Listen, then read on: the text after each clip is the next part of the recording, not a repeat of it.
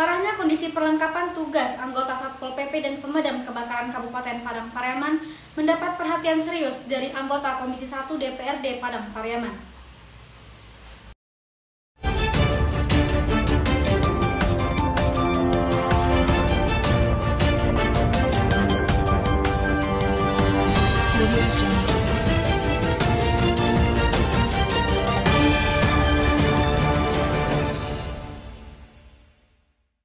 Assalamualaikum warahmatullahi wabarakatuh. Berjumpa lagi dengan saya Mutia Priuliza, Lantera TV, menerangi dengan sepenuh hati. Setelah melakukan pembahasan laporan keterangan pertanggungjawaban atau LKPJ Bupati Padang Pariaman tahun 2023 dengan organisasi perangkat daerah atau OPD yang menjadi mitra kerjanya, Komisi 1 DPRD Padang Pariaman turun melakukan peninjauan lapangan. Tinjauan lapangan dilakukan Senin 6 Mei 2024. Sedang OPD yang menjadi sasaran tinjauan adalah Dinas Satpol PP dan Damkar yang bermarkas di Lubuk Alung dan unit layanan Damkar Lubuk Alung. Di markas Satpol PP dan Damkar, Komisi 1 yang diwakili itu Dewi Warman SHMH dan John Henry diterima oleh Kepala Dinas Rifki Monrizal SH MSI, didampingi Sekretaris Firmansyah SIP, Kabid TUTM Darmon SH, Kabid Linmas Murniati SH, Kabid POUD Afrizaldi SE, dan Kasih Pencegahan Damkar Andriadi SE. Walaupun pertemuan singkat, tapi kesempatan tersebut dipergunakan Dewi Warman dan John Henry untuk menanyakan beberapa hal yang berkaitan dengan Satpol PP dan Damkar, dengan Kepala Dinas dan beberapa Kepala Bidang yang mendampinginya. Dewi Warman dan John Henry juga meninjau dan melihat langsung kondisi kantor yang menjadi markas Pol PP dan Damkar. Kondisi kantor itu memang memprihatinkan. Di antaranya atap banyak yang bocor dan beberapa bagian dinding banyak yang keropos. Sebagian besar kusen pintu dan jendela lapuk. Ukuran kamar juga kecil sehingga kurang layak menjadi sebuah kantor. Menanggapi keluhan Kadis Pol PP Damkar, kedua anggota Komisi DPRD Padang Pariaman tersebut berjanji akan menyampaikan kepada kepala daerah dan membawanya dalam rapat Badan Anggaran DPRD dengan tim anggaran pemerintah daerah atau TAPD Padang Pariaman. Sesuai dengan jadwal yang sudah ditetapkan Bamus DPRD, Komisi 1 melakukan tinjauan lapangan untuk melihat langsung keadaan kantor Dinas Satpol PP dan Damkar, termasuk kelengkapan peralatan tugas anggota Satpol PP dan petugas Damkar, termasuk kondisi barangnya. Kondisi peralatan harus menjadi perhatian serius dan sungguh-sungguh kepala daerah dan kepala OPD terkait. Karena dalam pelaksanaan tugas Satpol PP dan Damkar selalu berhadapan dengan mara bahaya yang terkadang bisa mengantarkannya ke rumah sakit dan kuburan. Ketika anggota Satpol PP menertibkan kafe ilegal dan kafe esek-esek, pasti mereka akan dihadang oleh preman atau oknum aparat penegak hukum yang membekingnya. Apalagi dalam keadaan mabuk, bisa dipastikan akan mengamuk dan bertindak brutal atau mengancam dengan senjata tajam. Hal ini sudah sering terjadi. Begitu juga dengan anggota pemadam kebakaran. Untuk menyelamatkan rumah, kantor, dan bangunan lain yang terbakar, mereka rela menghadang api yang sedang mengamuk.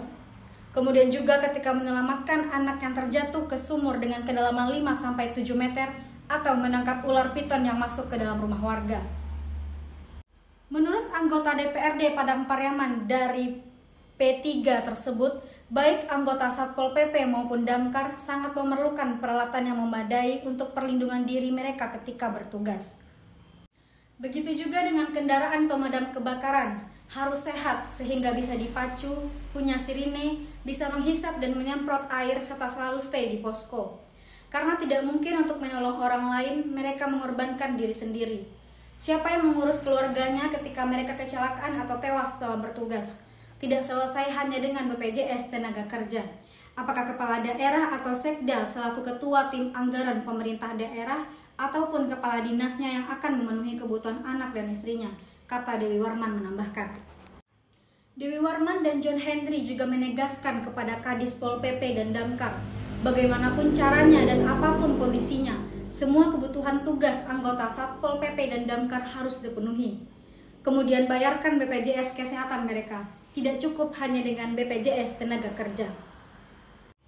Sangat tidak manusiawi kalau Pemda tidak mau membayar BPJS kesehatan mereka. Mungkin ketika mereka bertugas sehat walafiat, tapi sepulang dari tugas entah karena kelelahan atau karena kehujanan, lalu sesampai di rumah atau bangun tidur besok paginya mereka sakit. Lalu siapa yang akan bayar biaya pengobatannya? Apakah harus minta pada istri, orang tua, atau mertua, sementara mereka bertugas untuk masyarakat dan negara? Harus sampai ke sana pemikiran bapak-bapak pengambil kebijakan di lingkungan pemerintah Kabupaten Padang Pariaman, kata Dewi Warman. Dari markas Satpol PP dan Damkar, dengan didampingi Kepala Dinas, kunjungan anggota Komisi 1 dilanjutkan ke unit pelayanan pemadam kebakaran wilayah Lubuk Alung. Di unit pelayanan yang berada di Jalan Lintas Bukit Tinggi Padang, Dewi Warman mempertanyakan kondisi peralatan dan perlengkapan yang biasa digunakan ketika memadamkan api. Kemudian mobil damkar yang tidak punya sirine, sering mampet, rusak, dan tak bisa menghisap air. Dari informasi yang diperoleh, sebenarnya cukup banyak perlengkapan tugas pemadam yang harus disediakan daerah. Di antaranya baju safety tawon, sarung tangan dan racun tawon atau baygon spray.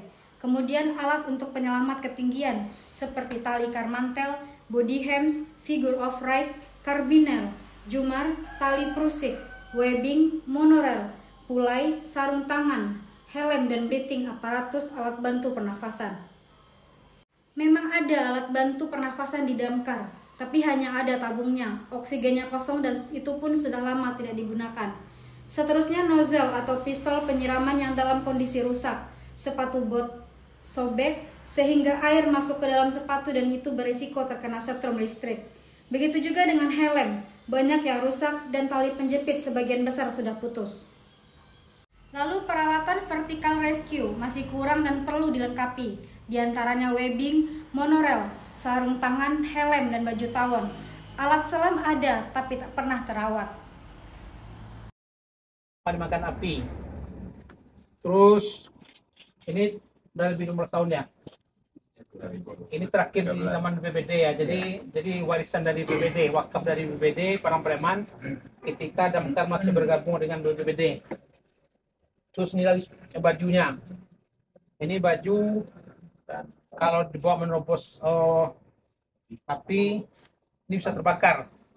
Jadi memang untuk bisa melakukan pekerjaan atau tugas yang maksimal bagi damkar memang sangat sulit. Karena memang kondisi perlengkapan mereka sangat memprihatinkan. Ini tidak bisa diperhatikan kita semua karena memang damkar, Satpol PP dan TRC adalah ujung tombak memberikan pelayanan dan tolong pada masyarakat. Kalau kita sia-siakan maka sia-sia juga lah rasanya kita sebagai pimpinan Padang Pariaman yang mengurus daerah ini. Semoga ini bisa jadi perhatian kita dan insya Allah tadi informasi dari Kota Satpol PP kita dapat dari Perisa dapat tambahan 100 juta ya. Saya gunakan untuk berbagi mobil, mudah-mudahan nih Wabati yang kawan di TPD ini bisa menambah kali anggaran untuk sampai damkar untuk Rizky Monrizal yang menerima kunjungan lapangan Komisi 1 ke kantornya membenarkan kondisi perlengkapan damkar yang masih memprihatinkan dan serba kekurangan. Hampir semua perlengkapan tersebut sudah berusia tua, bahkan ada yang sudah berusia hampir 15 tahun, sehingga kondisinya sangat memprihatinkan dan robek, berlubang dan tak layak pakai. Kadis Satpol PP dan Damkar tersebut juga mendukung pentingnya BPJS Kesehatan dibayarkan kantor. Sebenarnya tahun 2023 sudah dianggarkan BPJS Kesehatan itu, tapi BPKD tak mau mencairkan dengan alasan tak ada regulasi. Saya bersama didampingi oleh Kepala Dinas Satpol PP dan Padang Pariaman, Bapak Rizky Monrizal SM dan sahabat saya Denendi dan juga di Komisi 1. Kami sudah meninjau persana yang ada. Ternyata memang kondisi peralatan perlengkapan damkar ini sangat memprihatinkan. Bajunya sudah berumur, baju tahan panas sudah berumur hampir 13 tahun, sepatunya, helmnya, semuanya. Termasuk ini mobil tidak bisa menghisap, hanya bisa menembak. Dan insya Allah, bagaimana disampaikan oleh Kepala Damkar atau Kepala Dinas Satpol PP Damkar, kemarin kita dapat tambahan dana sebanyak 100 juta. Dan ini akan digunakan untuk memperbaiki mobil yang ada. Mudah-mudahan ke depannya saya tambahkan lagi jumlahnya sehingga semua sarana yang ada di Satpol PP Damkar ini bisa terakomodir dengan baik dan kawan-kawan di Damkar dan PP bisa melaksanakan tugasnya dengan maksimal. Demikian, terima kasih kami dari Komisi 1. Insya Allah siap berjuang bersama-sama dengan kawan-kawan Damkar untuk berjuangkan kemana anggaran Damkar ini sangat banyak.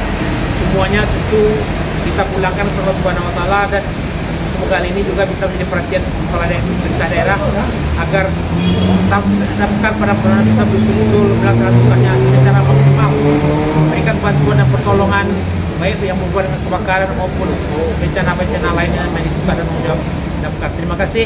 Assalamualaikum warahmatullahi wabarakatuh. Kami atas nama Keluarga Besar Dinas Satpol PP dan Damkar Kabupaten Padang Pariaman mengucapkan terima kasih atas kunjungan Bapak-bapak dari Komisi 1 DPRD Kabupaten Padang Pariaman yang memang peduli dan proaktif terhadap bagaimana pengembangan kelengkapan sarana-prasarana di Dinas Satpol PP Damkar Kabupaten Padang Pariaman. Alhamdulillah kami akan menindaklanjuti terhadap saran-saran dari Komisi 1 DPRD Kabupaten Padang Pariaman. Di antaranya hari ini, minggu yang lalu kita sudah mengantarkan satu buah bus pemadam kebakaran kita ke bengkel untuk diperbaiki, dan insya Allah dalam minggu ini selesai, dan kita akan lanjutkan ke 3 mobil yang besar berikutnya. Kemudian terkait dengan sarana prasarana, kita juga akan melengkapi sesuai dengan anggaran yang telah dianggarkan di tahun 2024, dan alhamdulillah kemarin kita mendapatkan tambahan sekitar 100 juta, dan ini akan kita manfaatkan untuk perbaikan seluruh mobil damkar yang ada di Kabupaten Padang Pariaman, sehingga nantinya dalam pelaksanaan tugas-tugas pemadam kebakaran di lapangan dapat segera tuntas dalam memadamkan api. Terima kasih. Ade Putra melaporkan untuk Lentera TV.